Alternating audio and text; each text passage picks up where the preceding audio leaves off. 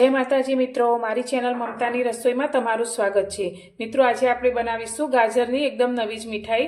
तो तमे गाजरनो हलवो, गाजरनी खीर अने गाजરના लाडू जेवी अनेक मिठाईओ बनावी हशे अने खाधी हशे, पण आ मिठाई तो तमे क्यारे कदाच नहीं खाधी होय। तो तमे ने आ विडियो जो पसंद आवे तो विडियो ने लाइक करजो, शेर करजो अने मारी चेनल पर नवा हो तो चेनल ने सब्सक्राइब करवानुं बिल्कुल भूलता नहीं अने आ विडियो ने पूरो स्कीप कर्या वगर जोजो। तो आपणे आ मिठाई बनाववा माटे अत्यारे मैं गाजर लीधा छे। तो गाजर ने सारी रीते धोई अने उपरनी छाल ने काढी लीधी छे। तो अत्यारे आपणे आ रेसिपी बनाववा माटे 2 ज गाजरनो उपयोग करीशुं।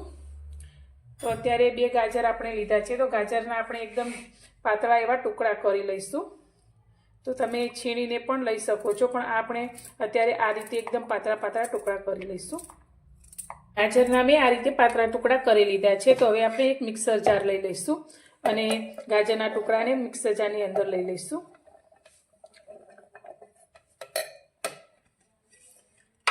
हवे आने आपणे पीसी अने जरा पण टुकड़ो ना रहे ते रीते फाइन पेस्ट तैयार करवानी छे। तो तेना माटे मैं अत्यारे अर्धी वाटकी जेटલું दूध लीधुं छे। तो तेमांथी थोडું दूध आपणे अंदर लईशुं अने तेने सारी रीते पीसी अने एकदम पेस्ट जेवुं तैयार करीशुं। गाजरने आपणे पीसी लीधा छे। तो हवे आपणे आ गाजरनी पीसेली पेस्टने एक बाउलनी अंदर लई लईशुं। तो अंदर जरा पण टुकड़ो न रहे ते रीते आपणे तेने पीसवानुं छे अने जे पीसती वखते आपणे दूधनो उपयोग कर्यो छे। तमे दूधनी जग्याए पाणीनो उपयोग पण करी शको छो।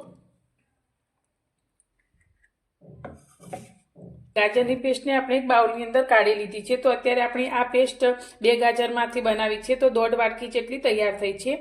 तो आपणे 1.5 वाटकी गाजरनी पेस्टनी सामे 1 वाटकी घऊनो रोटलीनो झीणो लोट लीधो छे ते अंदर एड करी दईशुं अने फ्लेवर माटे आपणे अर्धी चमची इलायचीनो पाउडर लईशुं। साथे आपणे 1 चमची अंदर खांड उमेरीशुं अने बधी ज वस्तुने आपणे सारी रीते मिक्स करीशुं। तो आपणे आनुं एक खीरू तैयार करवानुं छे। तो हवे आनी अंदर आपणे थोडું थोडું दूध उमेरी अने मीडियम कट एवुं खीरू तैयार करीशुं। आपणे 1 वाटकी जेटલું दूध लीधुं छे। तो दूधने आपणे थोडું थोडું अंदर एड करता जईशुं अने आपणे खीरू तैयार करीशुं। जे रीते जरूर पड़े ते रीते ज आपणे दूध अंदर एड करवानुं छे।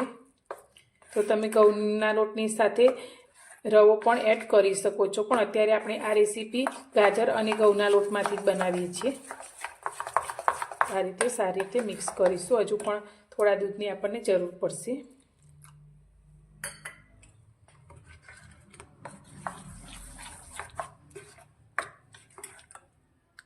तो आपणे जे 1 वाटकी दूध लीधुं छे ते दूध आपणे अंदर लई लईशुं।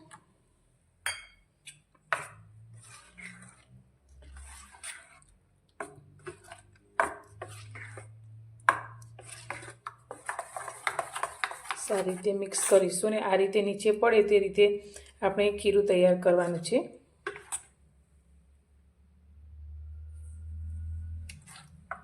हवे आपणे आ खीराने 5-1 मिनिट माटे रेस्ट आपीशुं, जेथी आपणे जे घऊनो लोट अंदर एड कर्यो छे ते दूध अने गाजर साथे सारी रीते मिक्स थई जशे। पर आपणे एक कढ़ाई राखीशुं अने कढ़ाईनी अंदर अत्यारे मैं 1 वाटकी खांड लीधी छे ते अंदर एड करीशुं अने आपणे जे वाटकीथी खांड लीधी छे ते ज वाटकीना माप प्रमाणे 1.5 वाटकी आपणे पाणी लईशुं। तो अत्यारे आपणे आ खांड अने पाणीनी चासणी बनावવાની છે, પણ ચાસણી આપણે એકદમ ઘટ નથી બનાવવાની, પણ જે રીતે આપણે ગુલાબજાંબુની ચાસણી બનાવીએ તેના કરતાં પણ થોડી પાતળી, એટલે કે આપણો એક ઉભરો આવી જાય અને ખાંડ સારી રીતે ઓગળી જાય તેટલી ચાસણી આપણે તૈયાર કરીશું। પાણીમાં ખાંડ આપણી સારી રીતે ઓગળી ગઈ છે। તો એક જ ઉભરો આવે ત્યાં સુધી આપણે તેને આ રીતે ગરમ કરવાની છે, તેની બહુ ઘટ ચાસણી નથી કરવાની। તો હવે આપણે ગેસની ફ્લેમ બંધ કરી દઈશું। આપણે ગાજર અને ઘઉંના લોટમાંથી બનાવેલું ખીરું લઈ લઈશું। તો ખીરું આપણું એકદમ સરસ રીતે સેટ થઈ ગયું છે। તો આ રીતે રીબીનની જેમ પડે તે રીતે આપણે ખીરું તૈયાર કરવાનું છે। હવે આને કલર આપવા માટે મેં અત્યારે ખાવાનો મીઠો લાલ કલર લીધો છે, તે અંદર એડ કરીશું ચપટી જેટલો અને સારી રીતે મિક્સ કરી લઈશું। તમે કલર વગર પણ આ મીઠાઈ બનાવી શકો છો।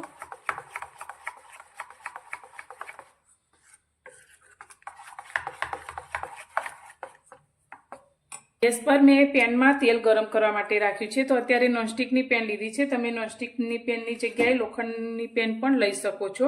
હવે આપણે જે ખીરું તૈયાર કરીને રાખ્યું છે ગાજરનું, તેમાંથી આપણે 1 ચમચા જેટલું ખીરું આ રીતે અંદર રેડીશું અને પૂરી જેટલું શેપ થાય એટલું આપણે અંદર એડ કરીશું. તો એક પેનમાં જેટલા આવે તે રીતે આપણે એડ કરવાનું છે.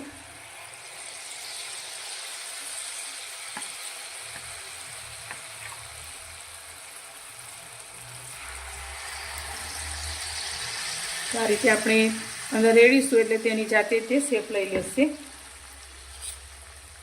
હવે ચમચીની મદદથી આ તે ઉપરથી આપણે તેલ રેડીશું તો તે તેની જાતે જ ઉપર તળાઈને આવી જશે. તો તમે જોઈ શકો છો તે આ રીતે ઉપર તળાઈ ગયા છે. તો તેની બંને સાઈડથી આપણે સારી રીતે તળી લઈશું. તો એક સાઈડથી તળાઈ જાય એટલે આપણે તેની બીજી સાઈડ આ રીતે ફેરવી લઈશું. તો એકદમ સરસ ફૂલી અને આપણા પૂરી જેવા આ માલપુઆ તૈયાર થાય છે. તો અત્યારે આપણે ગાજરના માલપુઆ બનાવીએ છીએ. તો તમે ક્યારે આ રીતે ગાજરના માલપુઆ ન બનાવ્યા હોય તો એકવાર જરૂરથી બનાવજો. તો બંને સાઈડ ફેરવી અને સારી રીતે આપણે તેને તળી લઈશું. આપણા આ માલપુઆ બંને બાજુથી સારી રીતે તળાઈ ગયા છે. તો હવે તેને આપણે આ રીતે બીજા કાણાવાળા જાળાની અંદર લઈ લઈશું, જેથી અંદર એક્સ્ટ્રા જે તેલ હશે તે બધું જ નીકળી જશે.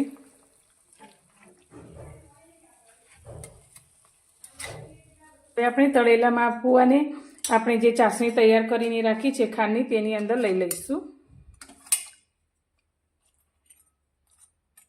અને તેને 3 થી 4 મિનિટ આપણે આ રીતે ચાસણીમાં રાખીશું. જો તમારે ચાસણી વગર માલપુઆ બનાવવા હોય તો પણ તમે બનાવી શકો છો. તો આપણે જે 1 ચમચી ખાંડ લીધી હતી તેની જગ્યાએ તમે થોડી વધારે ખાંડ એડ કરી અને આ માલપુઆ તૈયાર કરી શકો છો. તો આ રીતે ચાસણીમાં આપણા માલપુઆ રાખે છે ત્યાં સુધી આપણે બીજા માલપુઆ પણ બનાવી લઈશું.